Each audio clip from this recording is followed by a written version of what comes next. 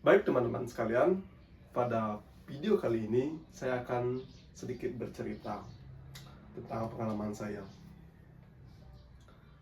Ketika kalian ingin membuka sebuah bisnis, pasti pertanyaan yang selalu kalian tanyakan itu bagaimana sih caranya membuka sebuah bisnis itu dari nol? Bagaimana sih cara mencari modalnya? Apakah bisnis yang akan kalian buka itu atau yang akan saya buka itu bisa langsung diminati banyak orang, langsung laris manis begitu? Tapi teman-teman, saya sempat membaca sebuah buku yang di buku tersebut terdapat penggalan kalimat oleh Bob Sadino yang kurang lebih berbunyi seperti ini. Bisnis yang bagus itu adalah bisnis yang dibuka, bukan ditanyakan terus. Jadi, menurut keyakinan saya, arti dari penggalan kalimat tersebut adalah kalau kalian ingin membuka sebuah bisnis, buka aja dulu, bangun aja dulu. Masalah laris manis, masalah langsung diminati banyak orang, produk yang kalian jual itu adalah masalah belakangan. Yang penting kalian mempunyai keberanian untuk membuka sebuah bisnis, itu sudah awal yang cukup bagus. Nah, ketika kalian membuka sebuah bisnis, tantangan selanjutnya adalah ketika kalian berusaha untuk mengoperasionalkannya agar bisnis yang kalian jalankan itu bisa berjalan dari hari ke hari dengan efektif dan efisien. Tapi teman-teman, tantangan sebenarnya bukan dari itu. Ketika kalian membuka sebuah bisnis, pasti ada saja masalah atau konflik yang akan kalian hadapi di kemudian harinya. Maka dari itu, dalam menjalankan sebuah bisnis, penting untuk mengevaluasi dan mengendalikan bisnis kalian agar bisa berkembang dan semakin maju ke depannya. Maka dari itu, pada video kali ini, saya Eka dengan NIM belakang 10 akan sedikit menjelaskan tentang evaluasi dan pengendalian bisnis yang akan saya jabarkan pada video kali ini.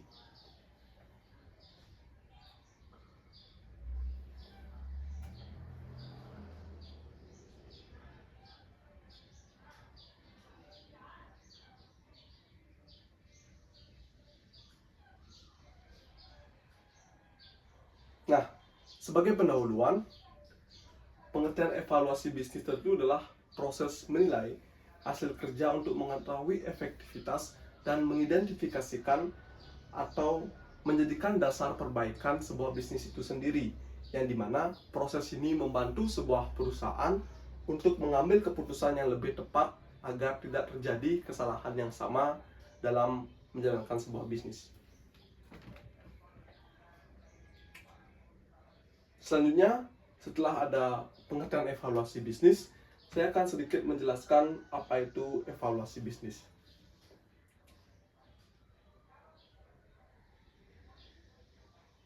Nah, pengertian evaluasi bisnis sudah saya terangkan sebelumnya, dan selanjutnya ada pengertian pengendalian bisnis yang dimana proses memastikan operasional sesuai rencana dengan membandingkan hasil dan standar serta melakukan perbaikan jika terjadi penyimpangan pada bisnis yang kalian jalankan tersebut. Jadi, selain melakukan evaluasi, kalian juga harus melakukan pengendalian agar tidak terjadi kesalahan yang sama setelah kalian melakukan evaluasi dan pengendalian bisnis ini.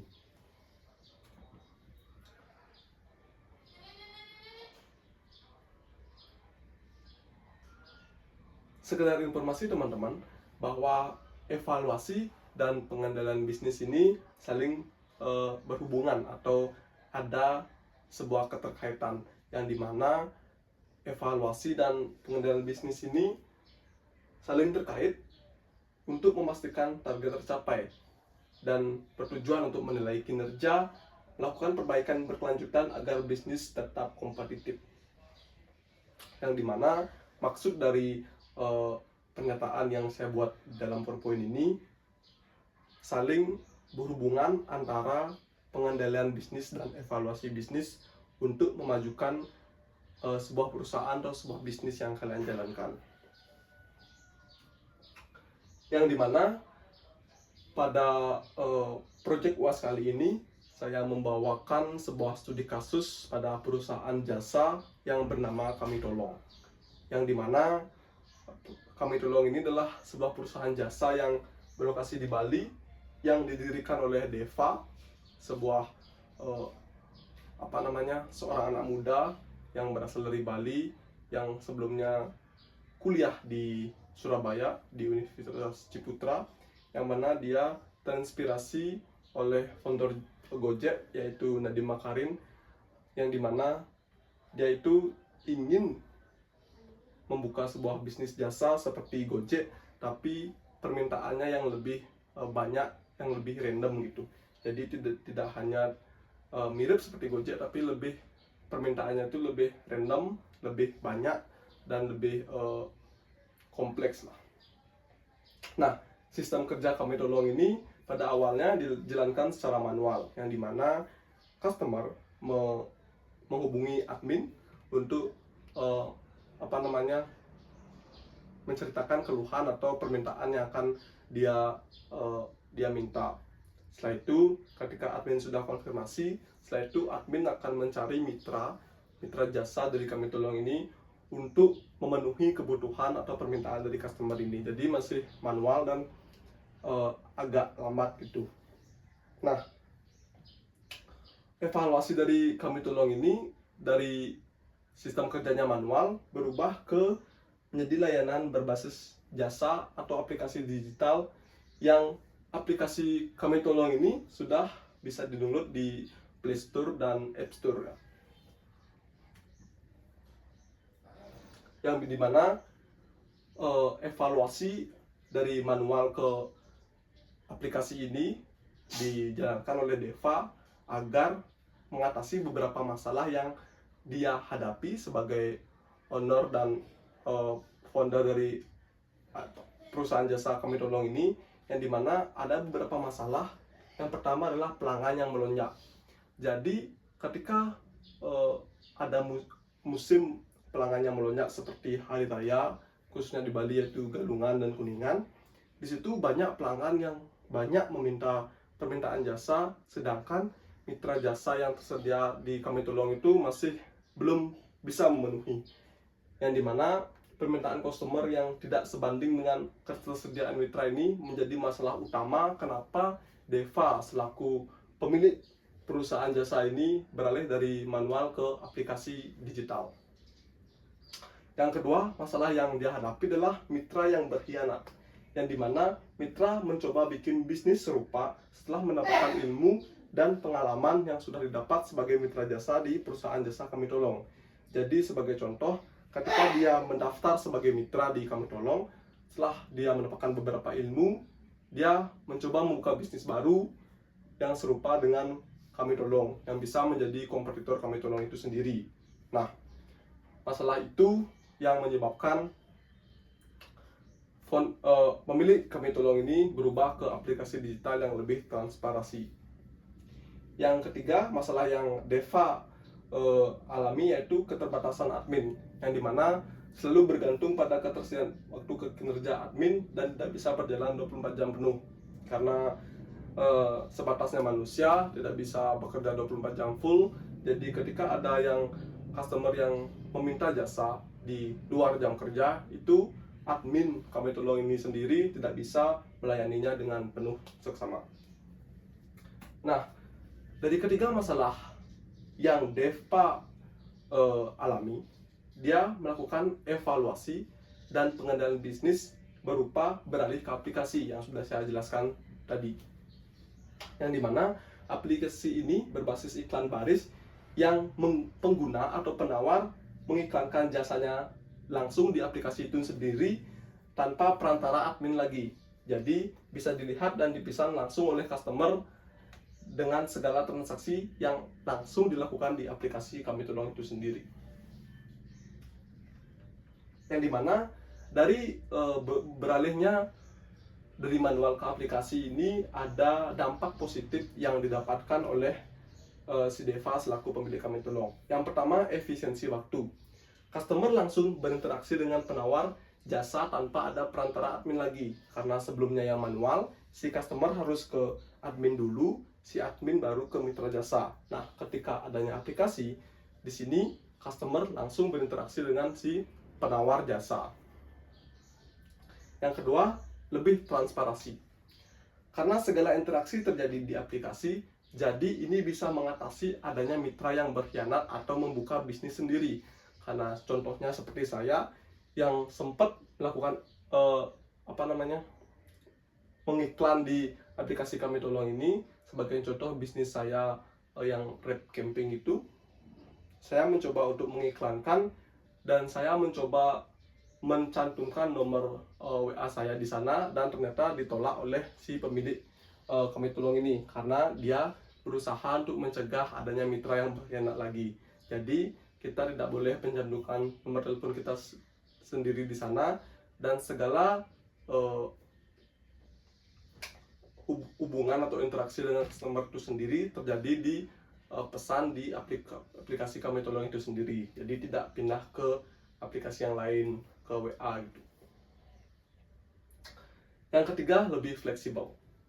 Bisa diakses kapanpun dan dimanapun. Jadi ketika adanya aplikasi, si customer ketika meminta jasa bisa mengaksesnya dimanapun dan kapanpun saja, tergantung dengan apa jasa yang diminta dan ketersediaan si penawar jasa yang telah tersedia di aplikasi itu sendiri. Jadi dari berubahnya atau beralihnya dari manual ke aplikasi ini bisa mengefisiensi dan menjadi lebih fleksibel ketika customer meminta jasa kepada si penawar jasa. Intinya dengan adanya aplikasi ini, Kami Tolong bisa lebih efektif, lebih efisien, lebih fleksibel, berkembang, dan selalu mengikuti zaman yang dimana zaman yang sudah era digital ini, Kami Tolong sudah beralih ke aplikasi yang lebih digital.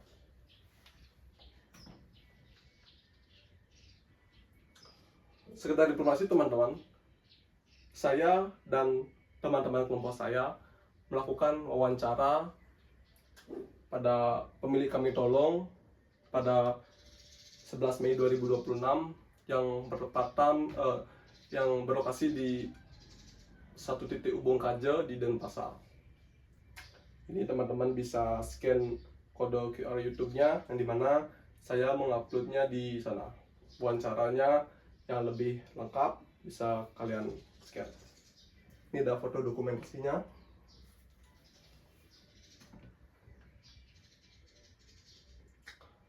Tidak terasa teman-teman, saya sudah berada di akhir PowerPoint, yang dimana kesimpulannya adalah berdasarkan wawancara dengan Deva, si pemilik Kami Tolong ini,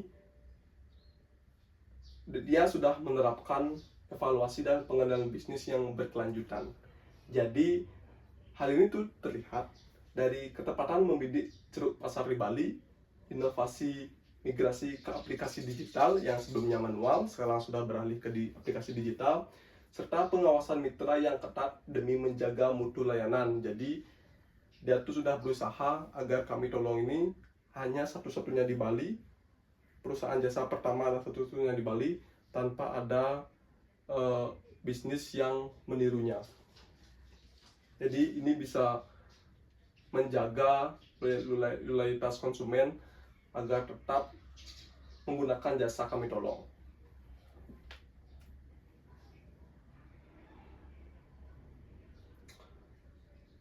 Tak terasa, saya sudah mempresentasikan atau menjelaskan sedikit materi tentang evaluasi dan pengendalian bisnis, serta contohnya di kasus perusahaan jasa Kami Tolong.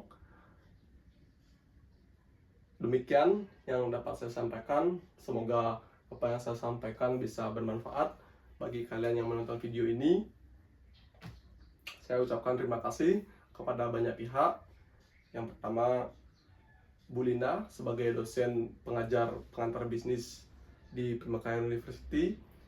Yang kedua, kepada Kak Deva yang selaku pemilik Kami Tolong yang telah memberikan kami kesempatan, saya dan teman-teman saya, untuk mewawancarai beliau, dan teman-teman sekalian yang telah menonton video pada kesempatan kali ini. Saya Eka, saya pamit undur diri. Sekian, terima kasih.